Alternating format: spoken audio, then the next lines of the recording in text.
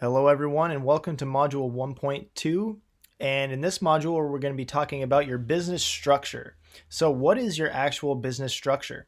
So before you start your store, you're going to need to set up an LLC. This can be set up online in any state, but generally we recommend setting up your LLC in your home state so that your mail can go to your own address and there won't be any issues. However, if you are in a state that has very unfavorable business costs, such as California, I definitely recommend at least looking into getting a registered agent in a tax-friendly state like Wyoming, which can save you some serious money in the long run. You can do this pretty easily by going online and typing in registered agent Wyoming and doing a little research on setting up an LLC in another state.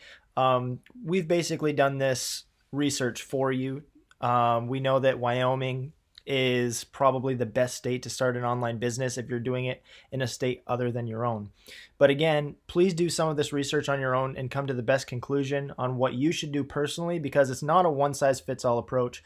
Some states charge a ton to set up an LLC and manage it on a yearly basis, but in most cases, you should be fine with setting up an LLC in your home state using your home address, and this will be the most cost-effective method. And this brings me to the next point. If you're simply setting up an LLC in your own state, you don't need to pay someone else to do it.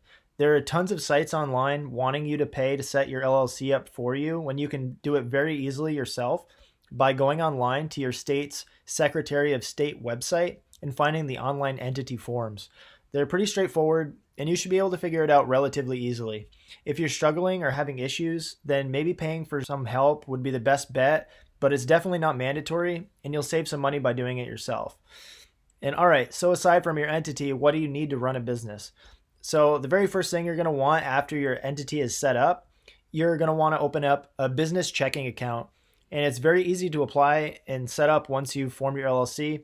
You want to create a business checking account and grab yourself a debit card for it.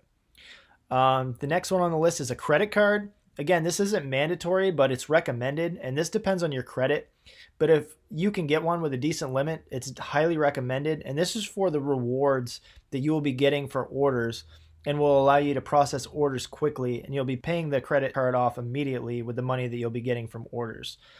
Next is the EIN, or the employer identification number. You can do this online via Google for free, and you can get it to the IRS directly.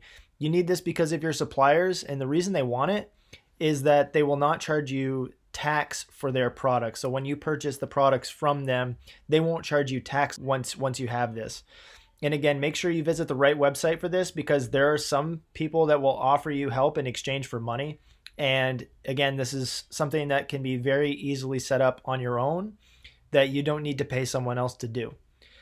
And also, last but not least, you're going to want to get a sales tax permit, also commonly referred to as a sales tax license, depending on which state you're in.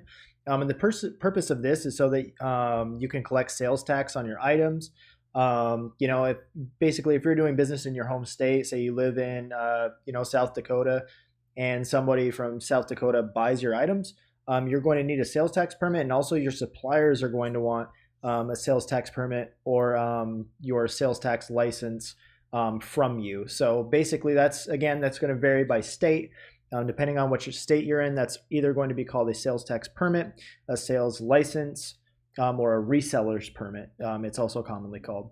But all right, guys, thank you again. That's it for module 1.2, business structure, and we'll see you in the next video.